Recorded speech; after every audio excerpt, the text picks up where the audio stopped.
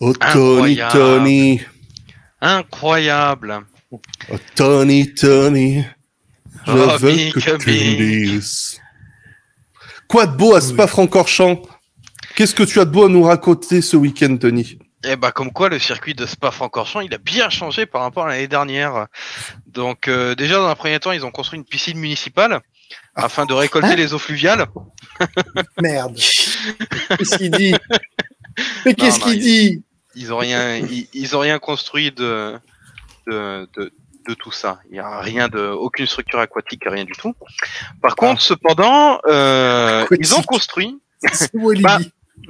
Ils ont construit des magnifiques bacs à gravier sur ce magnifique circuit de Spa-Francorchamps. Ça leur a pris toute la période hivernale. Ils ont fini la saison un peu plus tôt là-bas. Ils l'ont commencé beaucoup plus tard et ils ont fait énormément de choses sur ce circuit de Spa-Francorchamps. Tout le monde a en tête principalement donc le modification d'infrastructures au niveau du Raidillon et puis de l'eau rouge. Il y a eu énormément de bacs à gravier qui ont été rajoutés, dont la source principalement que tout le monde a en tête, mais il y en a d'autres.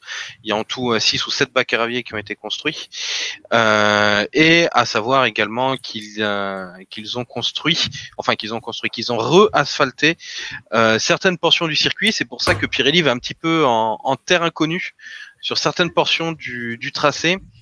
Dans la mesure où l'asphalte en fait est complètement différent que l'asphalte de base et du coup Pirelli était un petit peu comme on dit le cul assis entre 5 chaises vu qu'il y a que 5 composés de pneus et du coup ils sont venus avec le mélange standard donc le compound 2, 3 et 4 pour faire, j'ai envie de dire, un juste milieu par rapport à ça. Donc, sur ce circuit de Spa-Francorchamps, ils ont construit énormément de bacs à gravier. Pourquoi cette volonté de mettre des bacs à gravier? Le circuit Paul Ricard a fait exactement la même chose ici. Tout simplement, c'est pour répondre à des demandes et à des obligations de la Fédération internationale de motocyclisme qui ne prie et qui ne jure que par des bacs à gravier au niveau des infrastructures sécuritaires du circuit. Pourquoi? À raison. Les bacs à gravier en fait sont le meilleur moyen pour arrêter des pilotes lorsqu'ils viennent malheureusement à faire un high side ou à coucher la moto. Le souci c'est que avec ça donc certes on arrête le pilote qui est généralement est en roulade par terre quoi. Mais le souci c'est que la moto fait également des roulades et au-delà de faire des roulades elle part généralement en tonneau, en pirouette dans les airs et finit pas mal de fois de l'autre côté du mur de pneus ou du rail. Le plus effrayant dans les chutes en MotoGP, c'est toujours la moto parce que c'est toujours la moto. C'est toujours la moto. Bien sûr, il y a le pilote. Le plus dangereux dans les chutes. Voilà. Le plus important reste tout de même le pilote. Une moto, ça se reconstruit. Mais les motos, une jambe aussi. Oui, on fait d'excellentes prothèses aujourd'hui. Aujourd'hui, les prothèses sont formidables. Et du coup, c'est pour ça que la fédération de motocyclisme prend le risque, entre guillemets, de demander et d'imposer des bacs à gravier. Donc, prend le risque de, littéralement, de transformer les motos en avions pour le bénéfice du pilote, qui en soi est une bonne chose, parce qu'il faut savoir que sur des dégagements, comme on peut voir, ici au niveau du Raidillon et puis de l'eau rouge, enfin de l'eau rouge et du Raidillon, clairement un pilote sur du bitume comme ça, du Renoff ou autre, s'il pleut pour le pilote, c'est une patinoire et il va se fracasser littéralement contre les pneus. Donc ça c'est une bonne chose.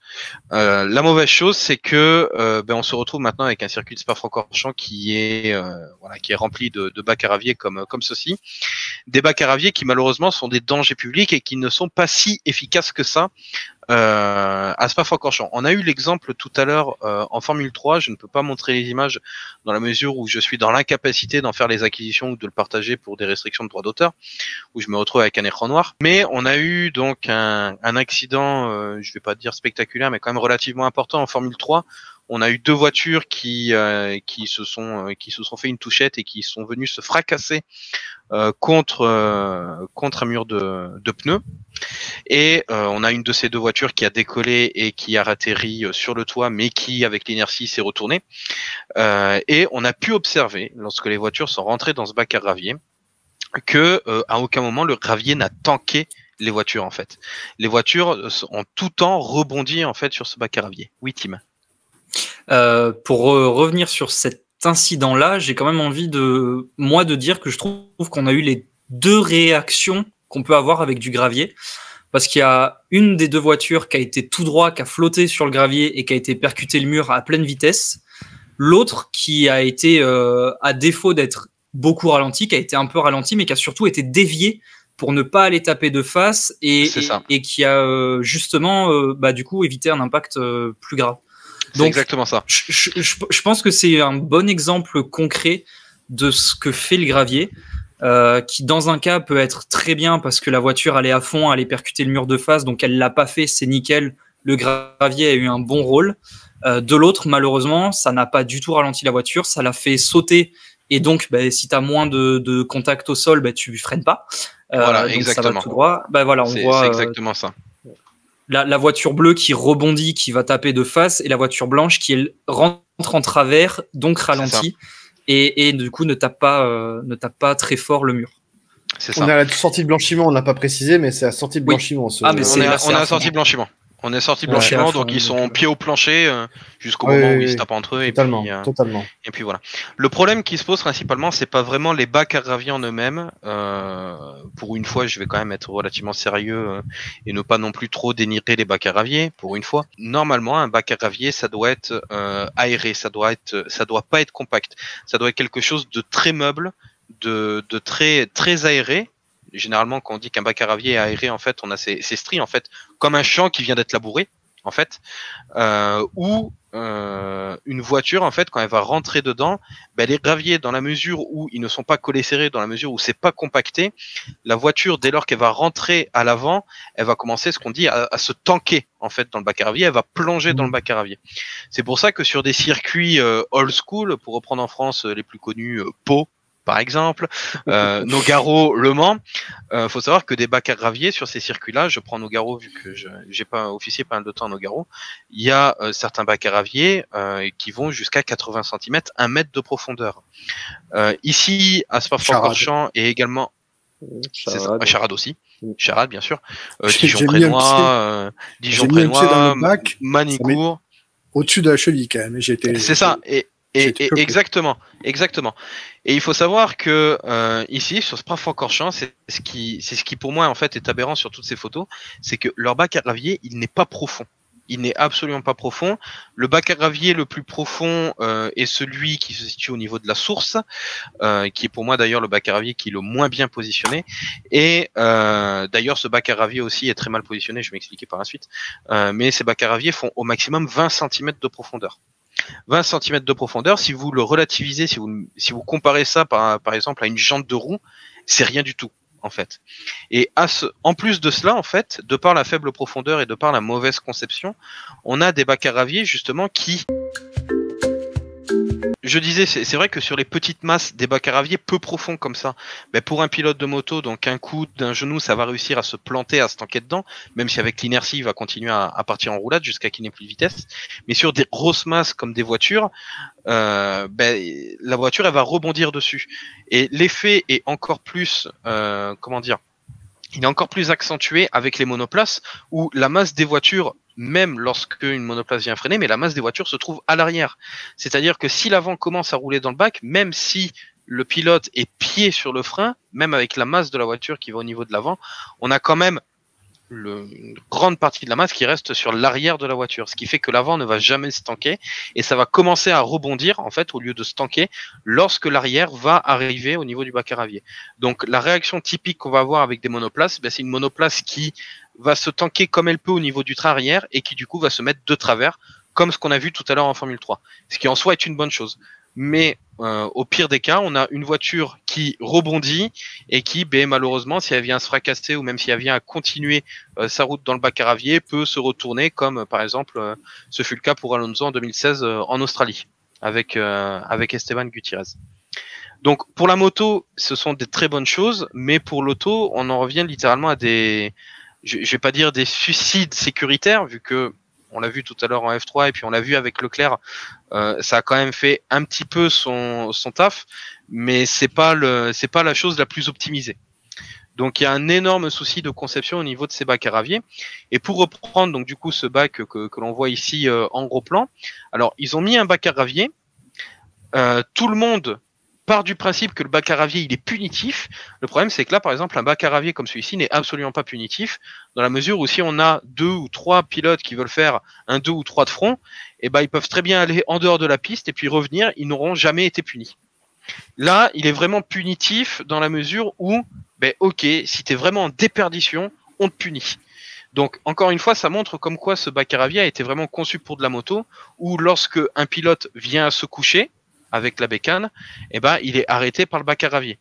Mais par contre, pour de l'auto, il est ni punitif dans le cadre d'un track limit si une voiture vient partir au large, et il est déjà punitif, enfin, il est punitif, mais en trop, pour un pilote qui est en déperdition, comme Giovinazzi il y a 2 ans, où ben, il a quand même fini dans le mur de pneus. Et où, ici, les graviers, jamais ne l'auraient arrêté dans tous les cas. Aujourd'hui, on a eu littéralement une reconstitution de l'accident de Giovinazzi avec Sargent. C'est exactement le même cas avec la voiture qui part à peu près pareil dans le mur. On voit que le gravier a servi à rien, mais je crois pas qu'il empirait la situation non plus. Non, empirer la situation, non, c'est un grand mot. C'est pour ça que là, je le dis ce soir, je reste quand même relativement sérieux et puis je vais éviter d'extrapoler pour mieux vulgariser entre guillemets. Mais encore une fois, je reprends cet accident de la Formule 3 et comme l'a très bien dit Tim, en fait, on a vraiment eu sur cet accident les 2 cas. Le cas où la voiture rebondit, la fait décoller et heureusement elle tombe dans le bon sens une fois après avoir tapé les pneus, et on a le cas où l'arrière arrive à se tanker un petit peu tant bien que mal, et où elle se met de travers, et ça évite que le pilote prenne de plein fouet le mur de pneumatique. Okay. Sachant que le mur a déjà été fragilisé derrière, avec notamment les rails et puis les pneus qui avaient déjà commencé à décoller. Dis-moi, Mick. Mais justement, moi je voulais te parler du raidillon et de l'eau rouge. Je trouve qu'ils ont fait un excellent boulot pour le coup. Ils ont fait un très bon boulot. Ils ont fait un excellent boulot. Il y a juste un point en fait, mais on peut en parler un peu. Ouais, on va commencer par le positif. Donc sur le raidillon, en fait, on va prendre celle-ci. Bon, ce sont des images, des images du circuit de Spa. Voilà, où on voit l'ancien entre guillemets. Les anciennes infrastructures où en fait on avait le mur de pneus ici avec donc là la limite de piste qui est toujours la même, le tracé n'a pas été modifié, j'insiste là-dessus. Et donc ici on a les anciens murs de pneus et on a ici donc les nouvelles structures en fait où ils ont démonté le chalet au plus grand dam de certains. Ils ont démonté le chalet, enfin démonté c'est un grand mot, ils ont démoli le chalet qui était derrière. Ils ont fait vraiment un très bon travail au niveau du terrassement. Comme s'ils m'avaient écouté l'année dernière, miraculeusement, entre guillemets. Ils ont reconstruit une tribune propre, neuve, etc. Bon, il faut attendre que la végétation reprenne un petit peu son droit aussi, vu qu'on voit encore les stigmates du chantier. Et du coup, on se retrouve avec une zone qui est quand même beaucoup plus grande.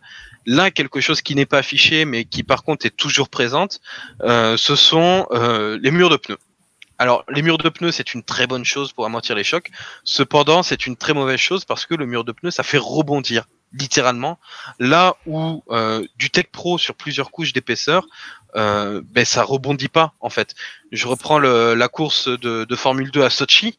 Je sais plus qui était au niveau du virage 4 et qui étaient les protagonistes de cet accident. Il y avait Aitken, Aitken, Giotto, je crois. Ouais. Voilà, donc on a les deux en fait qui se touchent à la sortie du virage, à la sortie du virage 3, à l'entrée du virage 4, qui sont à pleine balle en plein milieu en fait du virage 4, qui viennent à se toucher entre eux, et les deux en fait vont s'enfoncer sous les Tech Pro. Donc c'est vrai qu'il y a ce risque entre guillemets avec le Tech Pro de se retrouver avec un bloc de Tech Pro au-dessus de la figure, mais les voitures n'ont absolument et aucunement rebondi par rapport à un mur de pneus où les pneus en fait les auraient fait rebondir et les auraient fait ramener éventuellement sur la piste en fait. Donc il y a juste en fait cette petite chose que je ne comprends pas de pourquoi les pneus, pourquoi ils sont toujours présents. Après, le mur de pneus qui rebondit, c'était une catastrophe avant la rénovation. On l'a vu en W Series, on l'a vu avec Norris et avec le crash de F2 de 2019. Mais à part ça, si on repousse entre guillemets le mur, en soi que la voiture rebondisse, il y a pratiquement aucun risque qu'elle revienne sur la piste, quoi. Donc c'est pas. Le problème, c'est que le risque zéro, entre guillemets, n'existe pas, quoi. Après, c'est clair que là, au vu de la distance qui a été littéralement multipliée par 2,5, bien sûr qu'on limite le fait que la voiture revienne sur la piste. Actuellement sur la zone de dégagement, mais sur la piste, c'est quand même largement plus limité, quoi. C'est le bac de la source que je cherchais. Vu que le bac de la source, en fait, le bac à gravier de la source, c'est un échec architectural, littéralement, ni plus ni moins. Alors, mais après, en soi, moi, je suis content qu'il soit là pour le coup pour les Formule 1 parce que on va pas avoir tous ces départs à la con, passez-moi l'expression, où on a tout un tas de pilotes qui voient oh mince, c'est dommage, j'ai plus la place, je suis obligé de sortir très large pour doubler tout le monde. Alors, éventuellement, on le voit un petit peu. Voilà. Si, en fait, bon, on le voit mal, l'angle de vue est mal, mais si quelqu'un trouve une autre photo en attendant, je suis preneur. En fait, faut savoir que en face de la ligne de départ, t'as pas de gravier. C'est-à-dire que là où éventuellement il y aurait eu besoin de gravier, même en moto, il n'y a pas de gravier. Ouais. C'est-à-dire que si tu as une voiture qui fait tout droit, elle peut faire tout droit, elle peut faire demi-tour, il n'y a pas de souci. Et c'est à la sortie du virage que là, tu vois tout du long, là notamment à hauteur de la voiture, il y a du gravier, on ne sait pas ce qu'il fout là ce gravier. Il n'y a pas de raison à ce que là il y ait du gravier. Même une voiture qui vient à partir, ses pneus lâches, elle ira tout droit. Ses freins lâches, elle ira tout droit. Ce gravier-là, il a pas trop de sens.